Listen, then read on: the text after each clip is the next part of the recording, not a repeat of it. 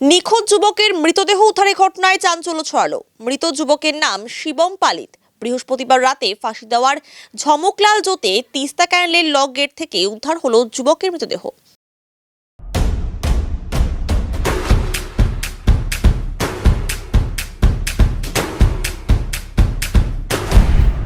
Stay tuned.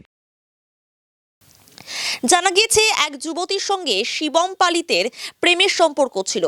সেই যুবতীর সঙ্গেই বৃহস্পতিবার সামাজিক মতে বিয়ের কথা ছিল যুবকের।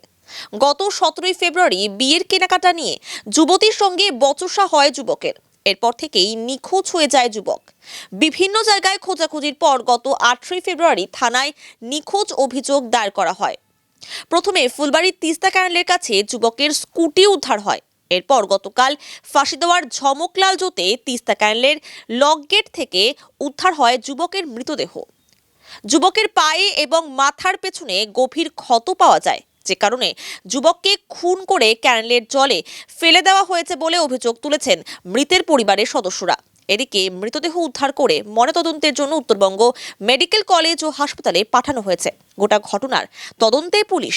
এই বিষয়ে যুবকের কাকা প্রফুল্ল ভৌমিক জানান, গত সোমবার বিয়ের কেনাকাটা নিয়ে দুজনের মধ্যে বচসা হয়েছিল। সেদিন থেকে শিবমকে খুঁজে পাওয়া যাচ্ছিল না।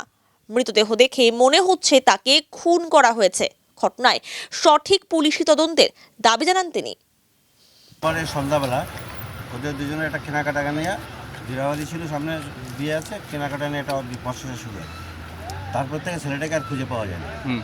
খুঁজে না পাওয়ার পরে আমরা একটা মিসিং ডায়েরি করি। তা ওরাও বলে ওদের মেয়ে পাচ্ছে না। মেয়েটা পরে এসে ওই ওর পিসির বাড়িতে ওঠে, তখন ওখান থেকে খবর পেয়ে আবার মেয়েটাকে ওর বাড়িতে ফিরাই দেয়, সেটা আমি যে পুলিশের মারফত। কিন্তু ছেলেটা যে সোমবারে রাত্রেবেলা যদি সুসাইড করে থাকে, আপনি একটু খেয়াল করবেন, বা আমার মনে হয় একটু ফলো করা উচিত। যেভাবে আমি বডিটা দেখলাম তাতে মনে হচ্ছে গতকাল একে মেরে ফেলে দেওয়া হয়েছে, কোনো রকম সুসাইড কেস নেই, এটা নির্ধারিত মেরে ফেলেছে। মেয়ের বাড়িতে কিডন্যাপ করে রাখছিল, মেয়ের বাড়িতে মারধর করছে, যখন মারা গেছে তখন আমি চাচ্ছি এটা সঠিক তদন্ত, সঠিক বিচার হোক। এতে সম্পূর্ণ শ্বশুরবাড়ির লোকজন, শ্বশুরবাড়ি বিশেষ করে আমার টার্গেট হচ্ছে শ্বশুরের মেয়েটার মামা। ওর মামা একটা ক্রিমিনাল টাইপের লোক। যখন দেখছে আমরা মিসিং ডায়েরি কিছু খুঁজে পাচ্ছি না, এই সুযোগ নিয়ে ওরা মিসিংয়ের সুযোগ নিয়ে মার্ডার করছে। ওরা বাড়িকে আটকে রাখছিল কোনো জায়গায়। আমার নাম প্রফুল্ল ভৌম, যে মারা গেছে নাম শিবম পালিত, ঈশান ওরফে ঈশান নাম। গত 17 তারিখে যদি ওর লাপাতা হয়ে যায়, আজকে যে লাশটা পাওয়া গেছে জলের মধ্যে, সেই লাশটা তো হিসাব মতন খোলা যাবে, এটা খুলেনি, জ্যান্ত বডি মনে হচ্ছে, দেখে নাক দিয়ে ব্লিডিং হচ্ছে।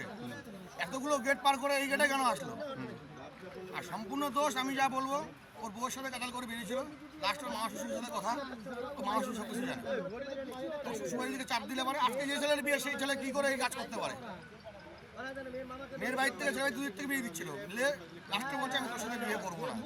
এদের বিয়ে 1.5 বছর আগে হয়েছিল, আবার ঘুরিয়ে ফিরিয়ে দিচ্ছিল। কিন্তু দেহ দেখে মনে হচ্ছিল না যে এটা 3-4 দিনের পুরনো দেহ। আমরা তো কিছু একটু হলেও বুঝি, জ্যান্ত দেহ মনে হচ্ছে দেখে। আমরা ন্যায্য বিচার চাই।